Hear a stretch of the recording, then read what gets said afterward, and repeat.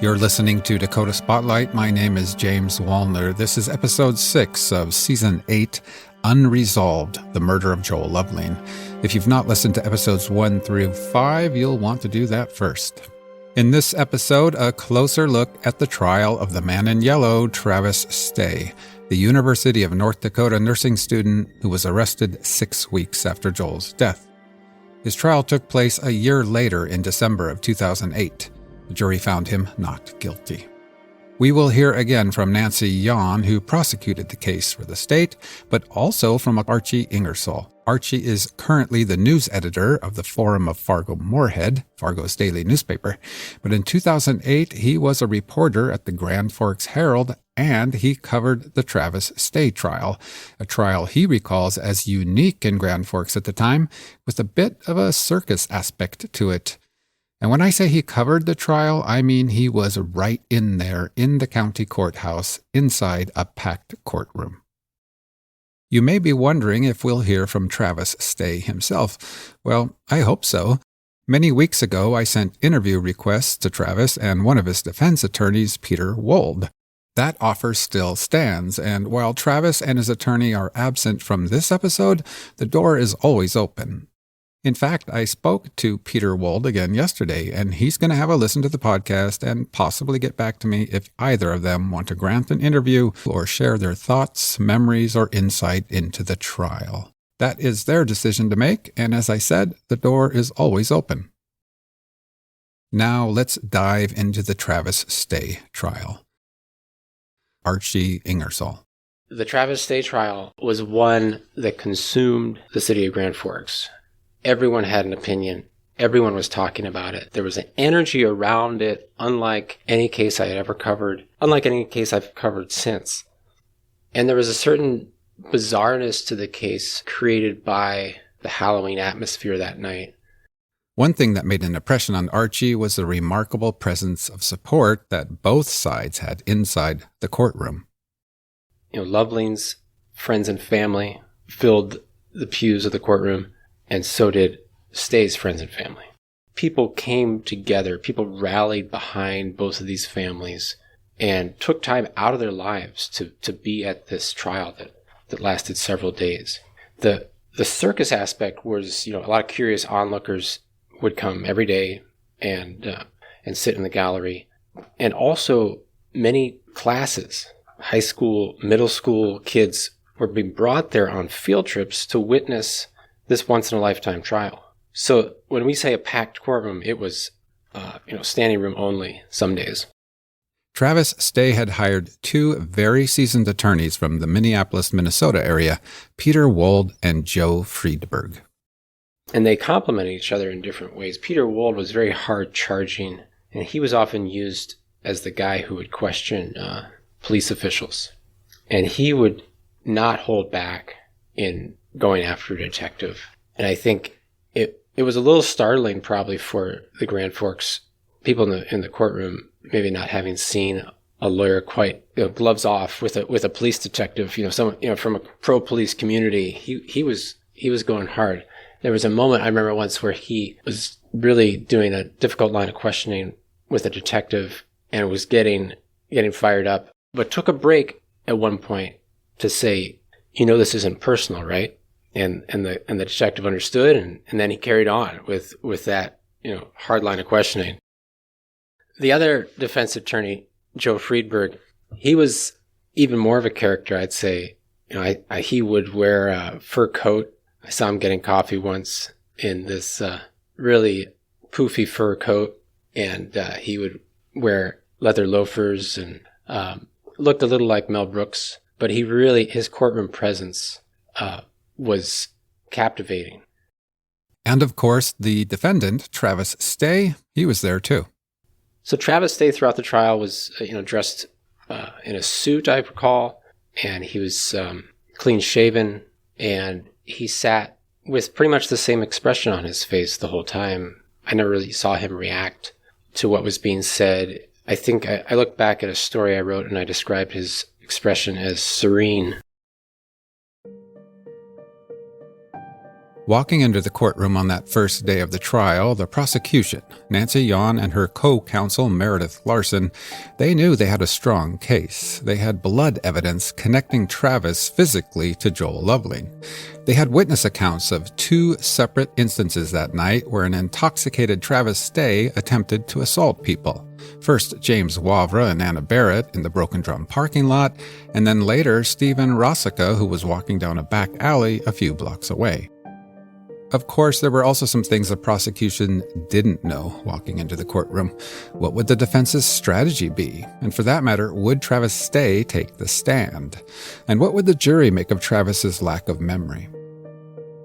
They also knew they had some tough obstacles ahead. Travis was much smaller than Joel Lovelien, which they knew might be contested. How could Travis take down the much taller and bigger Joel Lovelien? But also, just in general, Travis was what one would call a sympathetic defendant. I don't have a specific memory of this coming up at trial, but Stay had been studying nursing at UND. And I don't know if jurors were informed of that, but I think the public knew that. And there was this idea that maybe he was helping Lovelien after he'd been attacked. Here is Nancy Yon again, lead prosecutor at the trial. I can understand why the jury would have struggled with Travis, because he came into law enforcement himself.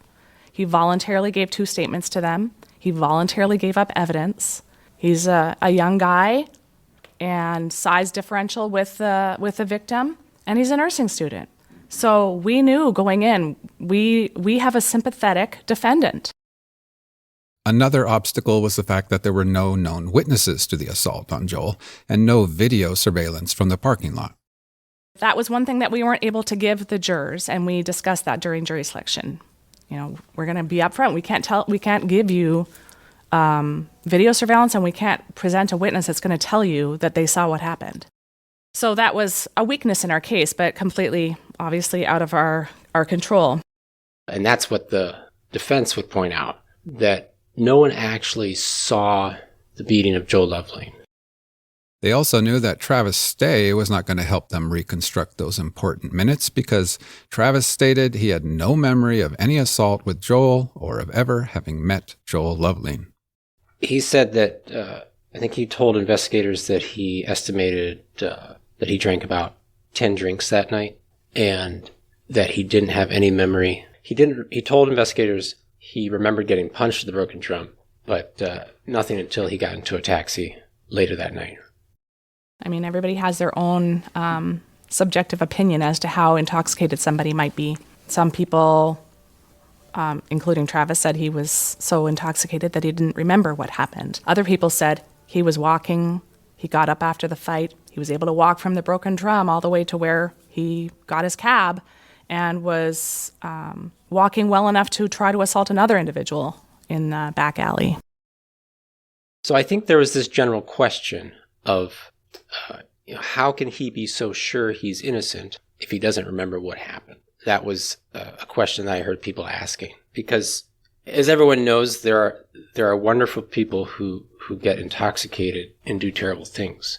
That happens now and then. So, because he and his family and his friends all insisted that he was an excellent guy and would never do something like this. And I think he held that personal belief all the way through. Do you solemnly swear to tell the truth, the whole truth, and nothing but the truth in the matter? The defense's approach became clear at the opening statements. Both sides had their theories about what happened. Prosecutors argued that Stay was the lone killer. Defense attorneys, they argued it wasn't Stay, that it was actually a group of guys who were on a party bus with Stay. Archie recalls an early moment of the trial when Stay's attorney, Joe Friedberg, questioned his first witness, a friend of Joel Lovelien's who had been sitting at that round table near the back door with Joel, Heather, and others. She was there when Joel returned to the table for a few seconds, then said something about going back outside to help someone who'd been left behind on a bus. That first day, a lot of the testimony, a lot of the questioning was around the timeline of events at the Broken Drum, particularly the the question of when the party bus left the Broken Drum, and specifically whether the bus left before or after Lovelien was killed. And he was talking to this friend of Lovelien's, I believe her name was Randy Whippler, and he was trying to get her sense of when Lovelien got up and stepped out of the bar to go outside. And he wasn't really getting the answers that he wanted from her. He wasn't getting a clear sense. Because it was several months ago, it was a night out. She didn't have, to the minute times in her memory. So he took a few steps away from her, and right in front of the jurors, he spun on one foot and with his arm outstretched, and he brought it all the way around, did a 360 spin, and ended up pointing right at her, right at Randy. And he said to her, "Do you understand why this is important?" And what he was doing, he was using her to make the point. There was no clear idea of when that bus left.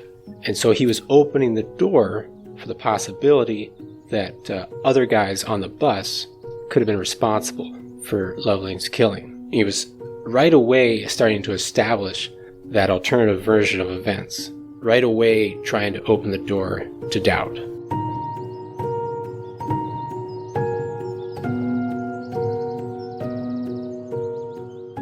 Apparently, this move made an impression on everyone in the courtroom, even the judge. Judge Joel Med, he just sort of did this real long squint and stare at Friedberg. It was a very memorable moment in the trial, and it set the tone. I think it just, from there, they built their case.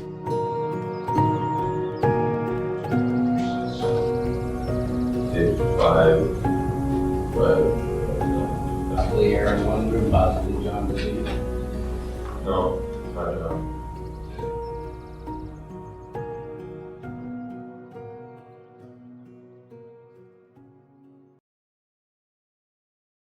Archie recalls that Nancy Yon and her prosecution team started out strong. Prosecutors, they had a lot of momentum in the early days of the trial. They had some good days, some good witnesses early on. It felt like they were on course to, potentially win the case. It wasn't always clear that the defense was going to win. Because even though they had to address those obstacles ahead of them, a smaller, sympathetic nursing student with no memory of an altercation with Joel, they did have something incredibly important: Joel Lovelien's blood on Travis' clothing. And that was one of the key pieces of evidence that prosecutors pointed to again and again, was that he had the victim's blood on his clothes. And the blood spatter expert found that the blood evidence was consistent with Stay straddling Lovelien. Here is Nancy Yon again. Terry Labor, the blood spatter expert, did opine that, in his opinion, the victim, Joel Lovelien, was laying down for likely most of the time that he was assaulted due to the way that the blood was found on the scene as well as on clothing, and that the individual that was wearing the clothing that he analyzed was likely straddling in close proximity to Joel Lovelien due to the impact spatter and the contact blood on that individual's clothing. So the middle of the yellow sweatshirt, the sleeve of the sweatshirt, the costume piece. So the sweatshirt had the impact spatter, which is when you hit someone and you're hitting their blood and their blood is spattering back onto you.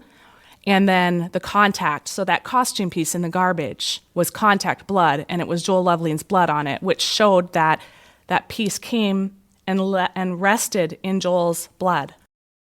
The defense would point out again and again that this evidence was circumstantial. Yes, Travis came into contact with a bleeding Joel Lovelien, but nobody knew how nor why.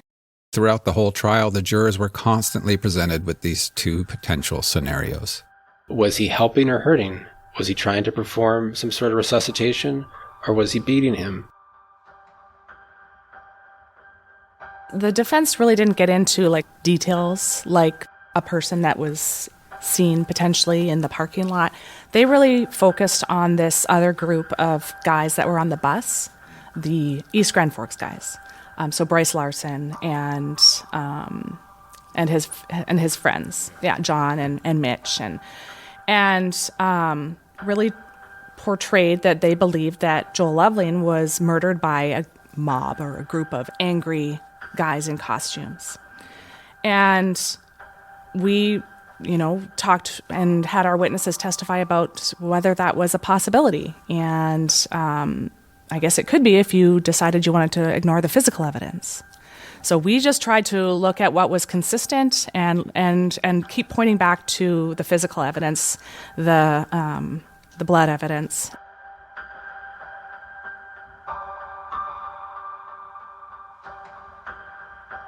One theme in the case that came up again and again was this idea that police and prosecutors rush to judgment.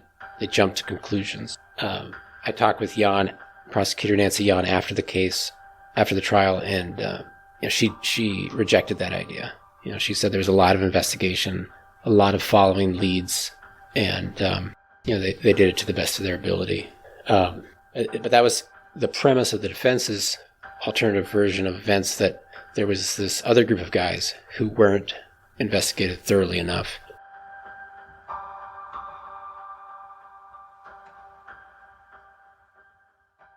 One key piece of evidence the prosecutors pointed to a lot was that police found no blood on the party bus.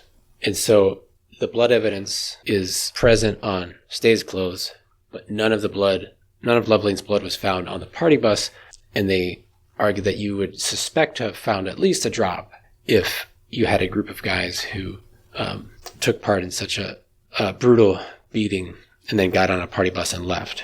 Again, Stay did not leave on the party bus. He ended up getting a taxi home. The prosecution did ask their pathologist, Dr. Mary Ann Sens, if Joel's injuries looked to be inflicted by one person or perhaps several persons. And she indicated that had it been a group of people, she would have likely, in her opinion, have observed more injuries to Joel's body, because there would have been individuals kicking, punching, not just right in his face and head area. So she didn't feel that was the case, but obviously not having been there to see what happened, you can't rule out anything. But with her experience and many years of experience, many autopsies conducted, and having conducted autopsies on individuals that had been attacked by a group of people, that's not what she saw with Joel Lovelien. When the prosecution addressed the size difference between the much smaller Travis Stay and the 6'4" Joel Lovelien, described as a gentle giant by friends, they again referred to findings made by their pathologist, Dr. Sens. Our pathologist, we did ask her, she provided an opinion that Joel Lovelien's injuries were primarily to his face and his head. He did have an injury to his clavicle, his left clavicle, which was, I believe, the lowest injury other than potentially an injury to his groin area. And so there was potential theory, because we knew that the size differential, we needed to be able to address that, and how would Travis have been able to get Joel Lovelien down on the ground. Joel was a wonderful person. He was not a fighter. In fact, everyone would say that he would have helped anyone, and he went out there to help Travis because he'd been left in the parking lot and wasn't able to get back on the bus. And so had he been pushed by Mr. Stay, or kneed in the groin, or shoved into the clavicle and fallen back, that's what our theory was. And what about those injuries to Travis Stay's hands? Dr. Sens, the pathologist that testified and did the autopsy, also indicated that the injuries to Joel's face were consistent with having been punched by someone. The defense wanted to portray that Travis's injuries to his hands would have been so much more significant had he punched Joel to death. Dr. Sens said no. The injuries to his hands are consistent with the injuries to Joel Lovelien's face and head. The defense, on the other hand, presented an expert witness of their own who disagreed and contradicted these findings. He said the injuries to Travis' hands were inconsistent with such a beating. Do you solemnly swear to tell the truth, the whole truth, and nothing but the truth in the matter? There were, of course, other witnesses who testified at the trial. Remember Stephen Rosica? He was walking home from his friend's house that night down a dark alley near a cemetery when a deranged man in yellow followed him and took a wild swing at him. The man in yellow missed and fell to the ground, seemingly very intoxicated. Too intoxicated, the defense would argue, to have beaten up Joel Lovelien earlier. And then there was Paul Balstad, the taxi driver that picked up Travis that night. The defense only had one question for him at the trial. Did you see a fight between Travis Day and Joel Lovelien? Here is Mr. Balstad from my interview with him. What's kind of funny is that the prosecutors thought I was like the key to linking Stay to this incident. The defense basically asked me one question. Did you see any of this happen? Or did you see the confrontation? I said, not a thing. The only thing I can say is that he was in my cab. He flipped on the visor, took a quick peek, wasn't too thrilled with what he saw, flipped it back up, and signed for the credit card, and away he went. The cowboy, the clown, and others also testified at the trial. The prosecution focused on the witness statements they made when they said that they saw the man in yellow talking to the man in green as they left the Broken Drum on the bus. The defense, on the other hand, focused on the behavior of the clown and the cowboy and others when they'd been questioned by police later that night while they were intoxicated. The cowboy lied to the cops about his name and had been very angry. The clown was emotional and sad. He had apparently said at one point, I guess things got out of hand tonight. I think, for me, one of the key witnesses who took the stand was a blood spatter expert, and his name was Terry Labor. Now, he was an expert called by the prosecution. He worked for the Minnesota Bureau of Criminal Apprehension, and he was recruited to analyze the blood spatter, the stains of Lovelien's blood that were found on the yellow hooded sweatshirt and cargo pants worn by Stay that night. And I just remember this moment. He was asked a question by the defense. He was asked whether or not he could say that the spatter that ended up on Travis Stay was the result of coughing, like Lovelien aspirating the blood, or whether it had gotten onto Stay because Stay was striking Lovelien and spattering back onto Stay. And he said no. He couldn't rule out that there could have been some, what he said, expiration of blood from Lovelien onto Stay. I've got the quote here. He said, I didn't find convincing evidence that there was an expiration, but I still couldn't rule out that there could have been some. And that came after he acknowledged this possibility. He acknowledged that this possibility was overlooked in the first report he did for prosecutor. Then, after reading the findings of the defense's blood spatter expert, he changed his conclusions to include the possibility that Lovelien could have expirated blood. That was the foot in the door to doubt. It changed the whole momentum of the case. The whole trial's momentum shifted on that question, at least for me. Here is Nancy Yon again. He did have to say it's possible that he sneezed, but that doesn't account for all of the blood that was there. I think it was sneezing, coughing. I'm not sure what he indicated. But when we went back and redirected, Joel died of asphyxiation. He died choking on his own blood. So while he may have coughed up some of his own blood, he died because he couldn't get the blood out. And our blood spatter expert also said that had he coughed or sneezed the blood, it would have looked different because it would have looked like a bubble, like you would find with the cough or the sneeze. And also, Joel still had gum in his mouth when he was dead and didn't cough that out. And so all of that was presented to the jury as well. I can't speak to what the jury thought, but right when they had this prosecution expert, mind you, prosecution's expert is kind of starts to support the defense's theory. Things started to unravel for the prosecution. After 14 days, it was time for both sides to make their closing arguments. The prosecution stuck to their physical evidence, the blood evidence, and they reminded the jury that law enforcement had indeed spoken with and investigated other individuals, the clown, the cowboy, the hunter. Here is a short soundbite. This is Nancy Yon during her closing statements. They don't want you to think about the fact that he had the victim's blood all over him and no one else did. They don't want you to think about the fact that he had injuries to his hand consistent with striking someone and no one else did.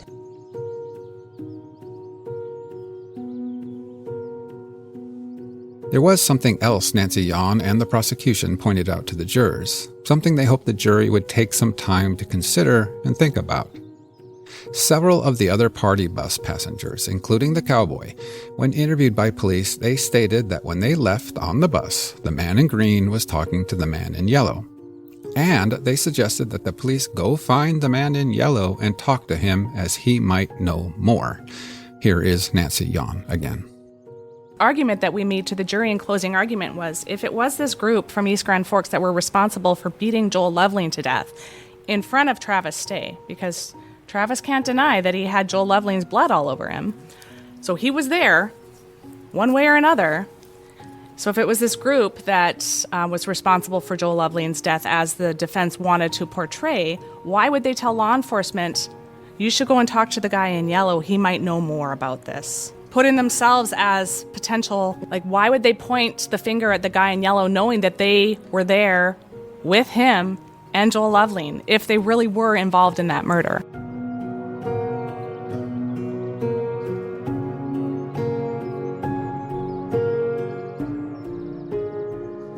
One thing I remember from the closing arguments given by Joe Friedberg was this point he made about the Scottish justice system. And I believe he described the Scottish justice system as having three types of verdicts. You've got not guilty, guilty, and innocent. I looked it up. I just double-checked it. It looks like not proven is actually what they called innocent. But if I recall correctly, Friedberg used the word innocent. So guilty, not guilty, innocent. And what he was telling jurors was that you don't necessarily have to find Travis Stay innocent, but there is enough doubt that he's not guilty, that the prosecution hasn't sufficiently proven its case. He was trying to get the jurors to be thinking more like a judge who's looking at the legal aspects of the case rather than maybe an average person who would come at it with more emotion. He wanted them to be dispassionate and look at the facts as presented. So it may have helped. Here is a short soundbite from Joe Friedberg's closing arguments. You can actually hear his fingers striking the podium as he hammers home his points for the jury. That if there is a rational theory of innocence, you cannot convict somebody on circumstantial evidence, and all parties agree this is a circumstantial evidence. It only took the jury 6 hours to deliberate. Pretty late into the evening, I forgot the exact time, but I remember it was dark out when they read the verdict, and I chose to sit along the aisle so that I wouldn't get penned in if I needed to jump up and go interview someone. And it was an eruption on Stay's side. They just erupted with joy and celebration. The jury duly impaneled and sworn in the above entitled action do find the defendant Travis Robert Stay not guilty of the crime of murder as charged in the information, or not guilty of the crime of murder. I indicated that. The Grand Forks County Courthouse is a lovely old building with a grand stairway that takes you down through the floors, and people just poured down that and outside. And I remember having to run down those steps to catch up with people and interview them. And I was trying to get Stay that night, get him to talk for the paper, and he said, "No, I'll talk to you tomorrow morning." A WDAZ television reporter did get a quick word with Travis Stay's defense attorney, Peter Wold. Always scary, particularly when you're representing an innocent man. It's the stakes were high, and were relieved. I think the police took it pretty hard. I think the prosecution took it pretty hard, given all the time and effort that went into the investigation. Yeah, I can't imagine. It was a difficult case. We never went into this as a slam dunk case. During trial, we worked probably 18 plus hour days. And so it was very intense. And coming out of it with a not guilty verdict was crushing. I mean, felt terrible for the family. And, so you can't help but think, what could I have done differently? What could the state have done differently? What could we have done that might have, ended it differently, brought justice to Joel and his family?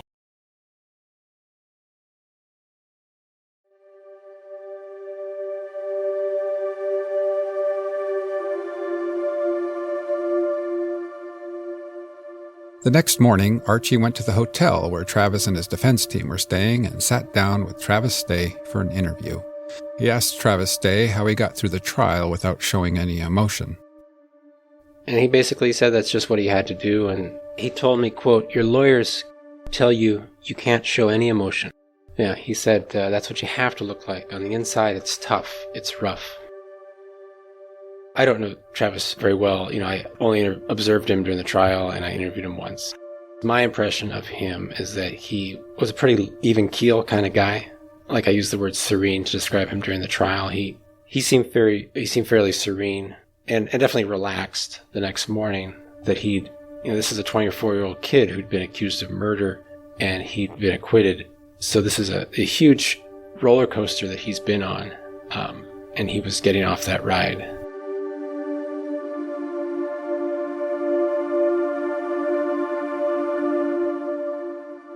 A few days after the trial, a different reporter from the Grand Forks Herald, Ryan Bakken, interviewed one of the jurors. In the article, the juror is referred to as juror number 11. According to juror number 11, the jury just didn't think Travis did it. It wasn't just that the defense had raised reasonable doubt. The jury felt Travis was innocent. I just remember being struck by how much that juror felt that Stay was innocent. A quote from juror number 11 reads like this, quote, "Based on our conversations when we went over the evidence, 11 of the 12 jurors didn't think he did it," unquote. Juror number 11 also said that one important point in the trial was when the prosecution's blood spatter expert had to acknowledge he couldn't rule out that the blood on the yellow sweatshirt may have been due to coughing or sneezing. He was speaking for the other jurors, so you sort of have to assume that he's characterizing it accurately. As a jury, he was saying that they felt that Stay was innocent, and that they accepted the defense's version of events.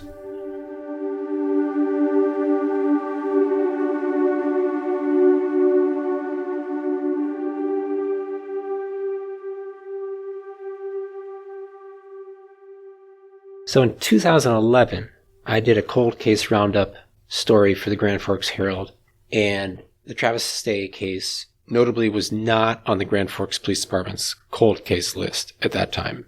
And I asked the head detective, Lieutenant Ron Farter, I asked, what about this case? And he said, the quote was, "If some new information would come in on that, we would certainly follow up as much as we could." Somewhat of a standard issue statement. Basically, I think they're saying, we don't have new information, and we're not following anything on that. They tried the guy who they thought was guilty, and they lost the case.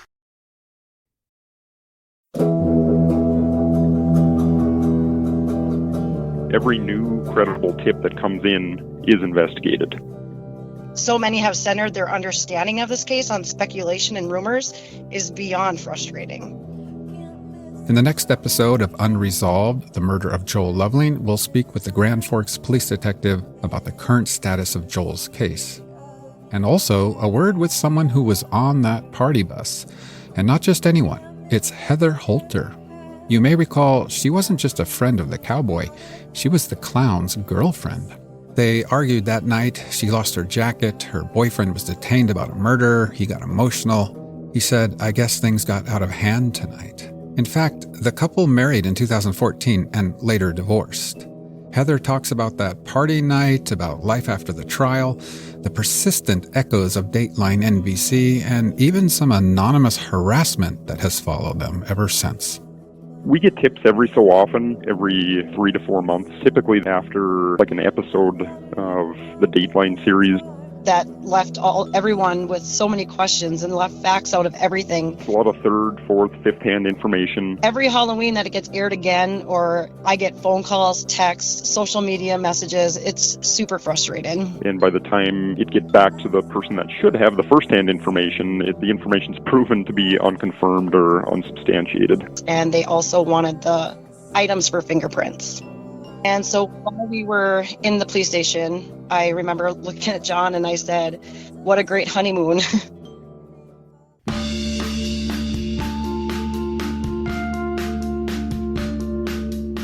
Dakota Spotlight is a production of Forum Communications, researched, written, and produced by me, James Wolner. I also do the sound editing. Our podcast network manager is Chris Kurzman. Madison Hunter, our social media specialist, and Jeremy Fugelberg, our editorial advisor. Don't miss the awesome Dakota Spotlight Facebook group. To join, go to facebook.com/groups/Dakota Spotlight. Finally, some music this season was generously granted again by Wowza in Kalamazoo and Hand Turner. Check them out at wowzainkalamazoo.bandcamp.com and handturner.bandcamp.com. Once again, thank you so much for listening to Dakota Spotlight. I'll see you next time.